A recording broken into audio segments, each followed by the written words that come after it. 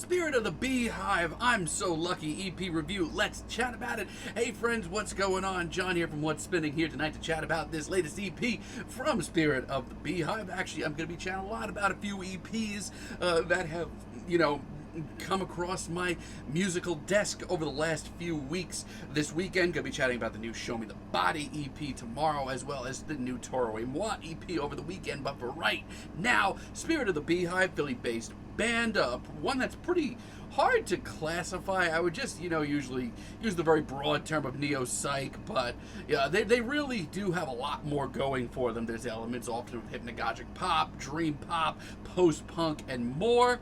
And from the word go, I was pretty fascinated by their sound. Their self-titled debut took all of those sounds, mashed them together with some just good old straight up noise rock and alternative rock, and put out a really solid debut. It wasn't perfect, it wasn't gussied up, and there were some incomplete thoughts, but it got me really excited. Nothing sounded out of place, and the You Are Arrived EP that followed shortly after I was just as enamored with. I thought it was a very solid follow-up. But with their Pleasure Suck album, I almost completely fell off the rails with this band entirely. There were a few good tracks here and there, but overall, the half-assedness of the songwriting on this album just rubbed me the wrong way. But their 2018 follow-up, Hypnagogic, really put me back in their good graces with the streamlined dreaminess of this album. It's so cool. It's just so cool. And to follow that up, as if I wasn't already a really big fan of their sound, their last album, Entertainment Death, I named it one of my favorite albums of the year. To me, it cemented them as one of the most daring experimental artists out there. Now, this EP is a very short one, a very short offering from the band. It's 4 tracks, 11 minutes long, but yeah, it's great. As a matter of fact, with just how short this EP is, I'm surprised they pack as much in as they do, because you get a lot of sounds on here. Human Debenture is just an awesome start. I love the subtle synth beat that picks up really nicely. There's a hell of an atmosphere on this track. It's a laid-back kind of stone jam that actually has a lot of tender moments as well. It's also got the subtle nods to post-punk, as their last album did, something I will never be upset to hear. It even gets a little angsty in the last minute. This is exactly where I wanted to hear this EP start. The band really doesn't sit still for this whole 11 minutes of an EP.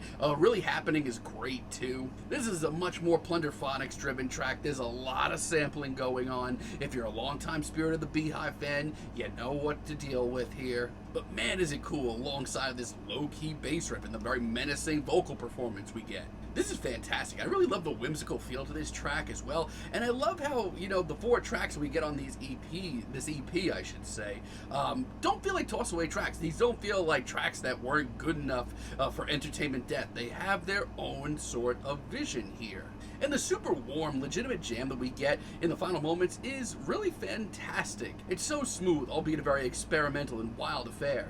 Tapeworm, on the other hand, is one of the heaviest and most formless tracks here. It's simultaneously so surreal and dreamy, but also nightmarish, much like the cover art. The heavy synths and the campy elements are all just Spirit of the Beehive to a T. And we have a really sweet and divine and euphoric finale here, which I did not expect. All within just very barely over 2 minutes. It's pretty wild. And Natural Devotion 2, which closes out this very short EP, is practically just a complete dream pop track, complete with a very heavenly atmosphere and very dreamy vocals. You are literally on this EP getting just about every flavor of Spirit of the Beehive, some new flavors as well. Yeah, I love this as a finale. It's just so easy to drift off into. Hell, yes, this EP, it's pretty goddamn solid. I like all 4 of the tracks here. I love this entire EP. I think my biggest issue is I'm craving more right now.